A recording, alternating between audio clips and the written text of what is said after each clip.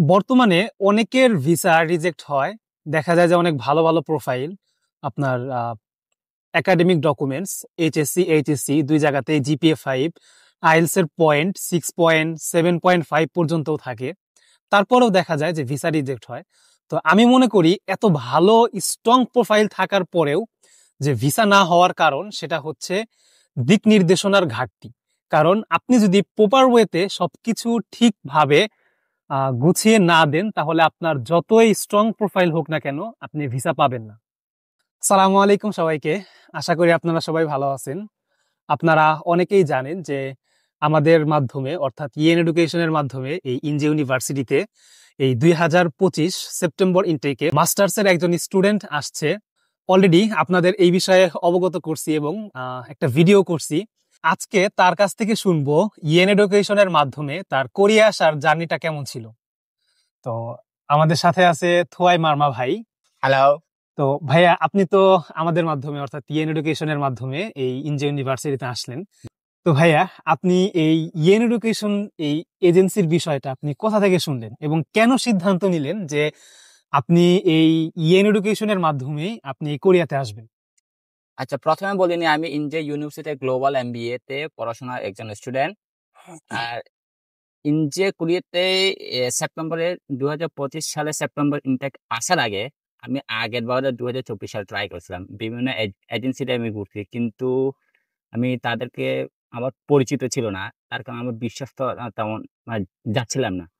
পরে 2025 সালে আমার এক আত্মীয়, খুব আত্মীয়, আমার ওয়াইফের আত্মীয় মাধ্যমে জানতে পারি যে ইয়ান এডুকেশন একটা আছে। তো উনি সেই ইয়ান এডুকেশন আমাকে রেফার করে। তার কারণে আমার এই সকল প্রসেস, ডকুমেন্ট সবগুলো এদিকে প্রথমে হচ্ছে ফেসবুকে তাদের নম্বর নিই। নম্বর নেওয়ার পর তাদের সাথে মোবাইলে যোগাযোগ করি। তারপর তারা আমাকে বলে, শাকিল ভাই, উনি আমাকে ঢাকা আসে যোগাযোগ করতে বলে। এই ঢাকা আসে সব যোগাযোগ শুরু করি। আচ্ছা ভাইয়া, বর্তমানে তো অনেকেরই ভিসা হইতেছে না, চারদিকে শুধু ভিসা হইতেছে না এইরকম মানে শোনা যাইতেছে। হুম, সবাই ফেসবুকে পোস্ট করতেছে ভিসা রিজেক্ট, ভিসা হুম, রিজেক্ট। হুম। এমন সময় আপনার ভিসা হওয়াতে আপনার অনুভূতিটা কেমন ছিল? আচ্ছা, প্রথমে তার আগে একটু বলি না, আমার ভিসা অ্যাপ্লাই করার আগে আমাকে হচ্ছে আপনার মেডিকেল টেস্ট করতে হয়। সেখানে আমার একটু মেডিকেলের সমস্যা পড়ে, কিন্তু পরে আবার চেক আপ করতে দিছে। তা প্রায় 3 দিন আমাকে কপ টেস্ট করতে দিছে, কিন্তু কপ টেস্ট করার পর আমার তেমন কিছু হার্মফুল কোনো ক্ষতিকর কোনো সমস্যা হয়নি। পরে আমি এটা ইয়ান এডুকেশনে জানালাম। ওরা বলতে আপনার এত, যেহেতু আমি এর আগে জানিয়েছি যে চাপখানে খুব ভিসা রিজেক্ট হয়েছে, উনি বললো যে আপনার এত টেনশন করার কোনো কারণ নাই, আপনি যাবেন, জমা দিবেন, আসবেন। ওনারা ভিসা অফিসে তেমন কিছু আপনাকে জিজ্ঞাসা করবে না, শুধু আপনাকে একটু কনফিডেন্ট ভাবে থাকতে হবে। এমনকি যখন আমি বেশি ফেস করছি, এখানে অনেকের সাথে আমার কথা হয়েছে, দেখা হয়েছে, বিভিন্ন সাথে স্টুডেন্ট সাথে তাদের অনেকে যা পাসপোর্ট নিতে আসলো, তাদের আপনার বিষয় হয়েছে হয়নি, বিষয় হয়েছে হয়নি, আমার খুব আচ্ছা আচ্ছা, এক ধরনের খুবই একটা একটা টেনশনের মধ্যে টেনশনের আপনার। মধ্যে হ্যাঁ হ্যাঁ। ছিলাম। তারপরে ভিসা এম্বাসি অফিসার, ভিসা অফিসারের সাথে আমি ফেস করছি। তারপরে উনি তেমন আমাকে জিজ্ঞাসা করল, তেমন কিছু প্রশ্ন জিজ্ঞাসা করেনি। কয়েকটা প্রশ্ন, তার মধ্যে হচ্ছে আপনার ইনকাম সোর্স, আপনার যে যাকে স্পন্সর দেখেছেন আপনার বাবা, তার ইনকাম সোর্সটা কি, এটাই জিজ্ঞাসা করো, আর তেমন প্রশ্ন করেনি। এই আচ্ছা তারপরে যখন এটা হচ্ছে শেষের দিকে, প্রায় আমি 24 তারিখে এম্বাসি ফেস করছি। এটা অনেকে বললো যে আপনার 5-6 দিন 7 দিন লাগতে পারে। তা আমার তো খুবই টেনশন। তারপর তো আমি ঢাকা থেকে ব্যাক করলাম, মানে এটা শেষ করার পর আমি এম্বাসি ইয়ান এডুকেশন জানালাম। তারপর আমি ঢাকায় থেকে আবার চট্টগ্রাম আসি। প্রায় আমি 27 তারিখে আমি হচ্ছে আপনার চট্টগ্রাম চট্টগ্রামে নামি বাস থেকে। আমি সকাল 27 তারিখে আমি ঢাকায় সকাল 9টা নাকি 10টার দিকে গাড়িতে উঠি। আপনার ঢাকায় চট্টগ্রামের রাঙ্গুনে নামি হচ্ছে 6টা।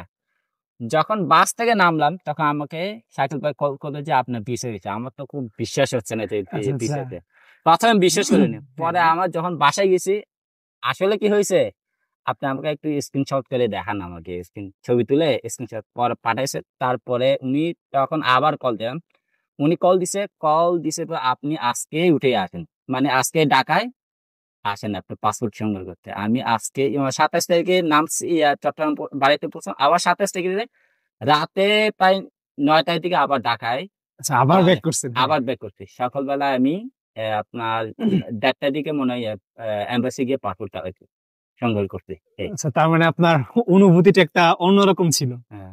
আচ্ছা, এবার আপনাকে আরেকটা কোশ্চেন করি, যে সেটা হচ্ছে আপনি কোরিয়া আসার পর ইয়েন এডুকেশন থেকে যে কোরিয়াতে আসছেন ইয়েন এডুকেশনের মাধ্যমে, তো এই জায়গায় আসার পর আপনি তাদের থেকে কেমন সাপোর্ট পাচ্ছেন? কারণ আপনি একটা অন্য দেশে আসছেন, এই জায়গায় আপনার পরিচিত বলতে কেউ নেই, তো সেইখানে আপনি আপনার এজেন্সি থেকে কেমন সাপোর্ট পাচ্ছেন? দেখেন এজেন্সি থেকে কিভাবে সাপোর্ট করছে এটা বলার বাইরে। আমি মানে এটা এজেন্সির মাধ্যমে আসলাম, এটা আমি কল্পনা করতে পারিনি যে মানে যেভাবে সাপোর্ট করতেছে। বিশেষ করে আমার আহ বাসা ঠিক করে নেওয়া, তারপর আমাকে রাস্তাঘাট চেনে দেওয়া, তারপর এমনকি আপনার বাজার করতে কিনতে হবে, কিভাবে কিনতে হবে, আমার পরিস্থিতি ময়লা, এখানে এখানে অনেকগুলো নিয়ম। এখানে নতুন দেশ, নতুন পরিবেশ, নতুন সবকিছু নতুন নিয়ম, মানে এটা বলতে গেলে আপনার এখানে যারা নতুন, যারা বিশেষ করে বাংলাদেশে, তারা যদি তাদের কোরিয়া যদি কোরিয়াতে যদি কারো যদি কোনো কিছু পরিচিত যদি না থাকে, তাদের সাথে প্রথম প্রথম তো 1-2 মাস তাদের খাপ খাওয়াটা খুব কষ্ট হবে। কিন্তু আমার সেভাবে মানে সেরকম পরিস্থিতি তৈরি হয়নি। বিশেষ করে এখানে ইয়ান এডুকেশনের দুইজন বিশেষ করে প্রতিনিধি আছে, আহাত এবং জিসান, তারা আমাকে খুব ভাবে হেল্প করছে। এটা বিশেষ ধন্যবাদ করে ভাইয়া। বিশেষ বাজার, এমনকি যখন আমার বাজার নাই তখন রান্না করে খাওয়া। আহা, এটা আর এখন এটা হচ্ছে খুবই ব্যাংক, ভালো লাগলো। হ্যাঁ, ব্যাংক এখন হচ্ছে ব্যাংকের ব্যাপারে, ব্যাংক তো এখনো খোলা হয়নি আমার। ব্যাংক এটা হচ্ছে বিশ্ববিদ্যালয়ের একটা প্রসেস, এটা সময় লাগবে, এটার জন্য ওয়েট করতেছে। এই আরেকটা কথা হচ্ছে এখানে বিশ্ববিদ্যালয়ে আসার পর এখানে কিছু ডকুমেন্ট আমাকে জমা দিতে হয়।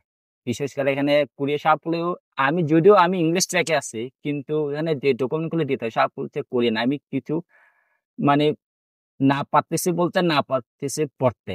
বিশেষ করে এখানে এক ছোট ভাই ইয়ান এডুকেশনের, তিনি ও হচ্ছে কাজ করে ইয়ান এডুকেশনের পক্ষ থেকে, বিশেষ করে জিসান, সে আমাকে ধরে ধরে বিভিন্ন অফিসে গিয়ে কি কি ডকুমেন্ট করতে হবে, সে আবার পড়তে পারে, কোরিয়া পড়তে পারে বলতে পারে, সে আমি কি কি ডকুমেন্ট সংগ্রহ করতে হবে, কি কি ডকুমেন্ট জমা দিতে হবে, সবকিছু আমাকে সবকিছু করে প্রসেস করে দিচ্ছে ও।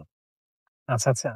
তো আমি সবসময় একটা কথা বলি, যে আপনারা আমাদের মাধ্যমে, অর্থাৎ ইয়েন এডুকেশনের মাধ্যমে যারা কোরিয়াতে আসবেন, আমরা শুধু আপনার অ্যাপ্লিকেশন থেকে শুরু করে কোরিয়া আসার যে ভিসা সাকসেস সেই পর্যন্ত না, আপনার কোরিয়া আসার পরও যাবতীয় আপনার যে সাপোর্ট আছে সেইটা আমরা আপনাকে দেব।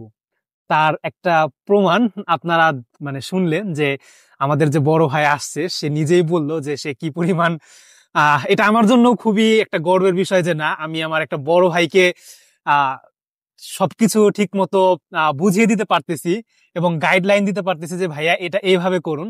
তো এটাও আমার কাছে একটা গর্বের বিষয় এবং সেও অনেক কৃতজ্ঞ। তো এরকম আসলে এটা নিজের কাছে খুব একটা ভালো লাগে যখন কেউ এরকম ভাবে বলে। আচ্ছা, আরেকটা প্রশ্ন আপনার কাছে রাখবো, হুম। যে বাংলাদেশে যে স্টুডেন্ট আছে যারা কোরিয়া আসতে চায়, তারা কেন ইয়েন এডুকেশনের মাধ্যমে কোরিয়াতে আসবে, এইটা যদি আপনি বাংলাদেশের স্টুডেন্টদেরকে বলতেন। দেখেন আপনারা তো সবাই, এখন তো বিভিন্ন ফেসবুক মিডিয়ার যুগ, এখন সবকিছু আপনার বিভিন্ন বিজ্ঞাপন সব দেখতে পারবেন, বিভিন্ন এজেন্সি প্রচার করতেছে তার এজেন্সি বলে। আমি মনে করি ইয়ান এডুকেশন আমি যেভাবে সাপোর্ট পাচ্ছি, সেটা আপনারা যদি আসেন আমার মতো, তাহলে আপনিও সেরকম সাপোর্ট পাবেন। বিশেষ করে দেখেন আমি আহ, এই বছরে আমি দুইটা দেশে ট্রাই করছি, একটা হচ্ছে ইতালি আর একটা হচ্ছে কোরিয়া। ইতালিতে আমি অলরেডি ভর্তি হয়েছি, একটা হচ্ছে Naples, Italy Naples university Naples federal টুতে। ওখানে আমার মেজর হচ্ছে ইন্টারন্যাশনাল রিলেশনস। আচ্ছা, আচ্ছা। কিন্তু এখানে ওইটা হচ্ছে আমি নিজে নিজে অ্যাপ্লাই হুম। করছি। এখানে সবকিছু এখন শুধু আমার অ্যাপার্টমেন্ট স্লট নিয়ে শুধু এম্বাসি ফেস করার শুধু বাকি ছিল। কিন্তু কোরিয়াতে আগ্রহ ছিল হচ্ছে, এখানে বেশি আগ্রহ হয়েছে কারণ হচ্ছে আমার এক আত্মীয়, সেটা হচ্ছে উনি বারবার রেফার করছে। সে বিশ্বাসের জায়গা থেকে আমি ইতালিটাকে বাদ দিয়ে ইয়ান এডুকেশন মাধ্যমে আমি চলে আসি। তার মানে ফাইনালি আপনার বিশ্বাস ইয়েন এডুকেশন রাখতে পারছে। হ্যাঁ হ্যাঁ। যাক, আলহামদুলিল্লাহ। আর একটা বিষয় না বললে নয়, এখন আপনার যারা ইন্টারন্যাশনাল স্টুডেন্ট আছে তারা মূলত হচ্ছে বিভিন্ন পড়াশোনা চলাকালীন সময় অনেক ধরনের সমস্যা হতে পারে। সেক্ষেত্রে আপনারা এখানে ইন্টারন্যাশনাল অ্যাফেয়ার্স অফিস আছে, সেখানে আপনি প্রফেসরের সাথে যোগাযোগ করতে পারেন। বিশেষ করে এখানে সব প্রফেসর কিন্তু আবার ইংলিশে কথা বলতে পারে না, আবার কিছু প্রফেসর আছে তারা ভালো গুছিয়ে ইংলিশ কথা বলতে পারে। সেটাও ব্যাপারে আমাকে ইয়ান এডুকেশন রিপ্রেজেন্টেটিভ দুইটা প্রফেসরের সাথে আমরা পরিচয় করে দিছে। ওনারা বললো যদি আপনার যদি কোনো সমস্যা, কোনো ডকুমেন্ট অথবা কোনো কিছু সমস্যা হয় ক্যাম্পাসে অথবা ক্যাম্পাসের বাইরে, সেখানে আপনি আমাদের সাথে যোগাযোগ করতে পারেন। এটা আচ্ছা, তার মানে এখন যেহেতু সবকিছু আপনার আলহামদুলিল্লাহ ঠিক, এখন কোরিয়ার লাইফের সাথে এখন সবকিছু আস্তে আস্তে মানিয়ে নিতে পারতেছেন। কোরিয়া লাইফের সাথে প্রায় চেষ্টা হতে একই প্রায়। এখন শুধু আমার খাবারে একটু সমস্যা, বিশেষ করে বাতের একটু অসুবিধা। এটা আমার মনে হচ্ছে 1 মাস গেলে আমি মনে হয় অ্যাডাপ্ট করতে পারবো, এই আর তেমন কিছু না। আচ্ছা, অনেক অনেক ধন্যবাদ সময় দেওয়ার জন্য। তো ইয়েন এডুকেশন সবসময় চায় যে আপনারা সঠিক উপায়ে কোরিয়াতে আসুন এবং খুবই কম খরচে। আপনারা অনেকেই জানেন যে আমাদের বর্তমানে কোনো ফাইল ওপেনিং ফিও নেই। তাই এখন সিদ্ধান্ত আপনার, আপনি কি সঠিক উপায়ে সঠিক দিক নির্দেশনার মাধ্যমে কোরিয়াতে আসবেন কিনা আসবেন না। তাই আপনি কোরিয়ার যে কোনো ইউনিভার্সিটিতে যে কোনো প্রোগ্রামে আসতে চান তাহলে আজই যোগাযোগ করুন ইয়েন এডুকেশনের সাথে।